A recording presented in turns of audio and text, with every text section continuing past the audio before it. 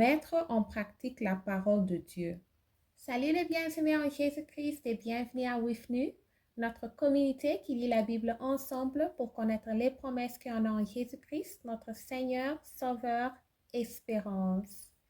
Nous commençons avec un nouveau livre aujourd'hui, Épître de Jacques, chapitre 1. Que le Saint-Esprit nous donne une révélation de ce qu'on va lire. Adresse et salutations, Jacques, serviteur de Dieu et du Seigneur Jésus-Christ, aux 12 tribus qui sont dans la dispersion. Salut. Les épreuves et les tentations.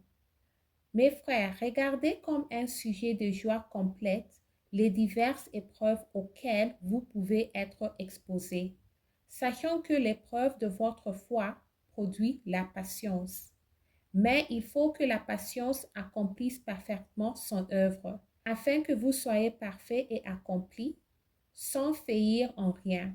Si quelqu'un d'entre vous manque de sagesse, qu'il la demande à Dieu, qui donne à tous simplement et sans reproche, et elle lui sera donnée. Amen. Mais qu'il la demande avec foi, sans douter, car celui qui doute est semblable au flot de la mer, agité par le vent et poussé de côté et d'autre. Qu'un tel homme ne s'imagine pas qu'il réservera quelque chose du Seigneur. C'est un homme irrésolu, inconstant dans toutes ses voies. Que le frère de condition humble se glorifie de son élévation. Que le riche, au contraire, se glorifie de son humiliation. Car il passera comme la fleur de l'herbe. Le soleil s'est levé avec sa chaleur ardente. Il a desséché l'herbe, sa fleur est tombée, et la beauté de son aspect a disparu. Ainsi le riche se fleurira dans ses entreprises.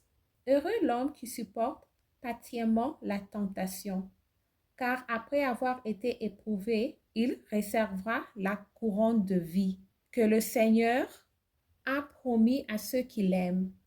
Que personne, lorsqu'il est tenté, ne dise « c'est Dieu qui me tente », car Dieu ne peut être tenté par le mal, et il ne tente lui-même personne.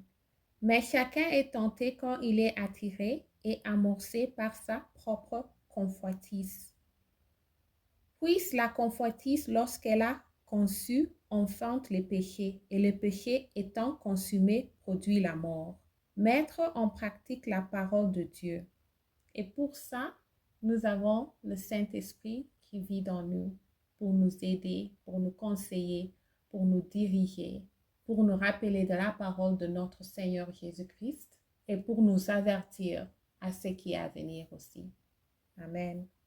Ne vous y trompez pas, mes frères bien-aimés.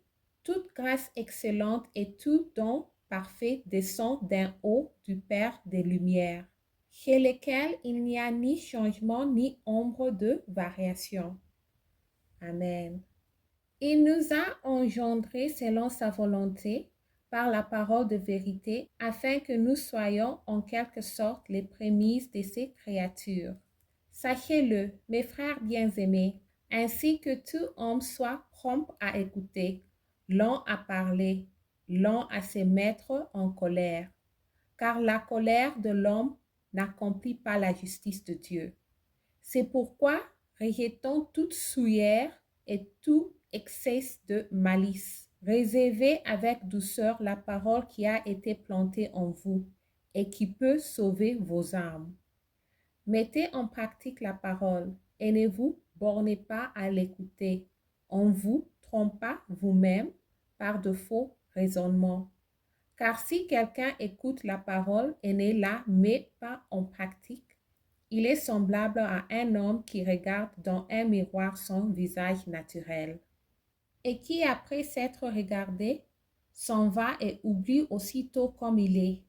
Mais celui qui aura plongé les regards dans la loi parfaite, la loi de la liberté, et qui aura persévéré, n'étant pas un auditeur oublié, mais se mettant à l'œuvre, celui-là sera heureux dans son activité.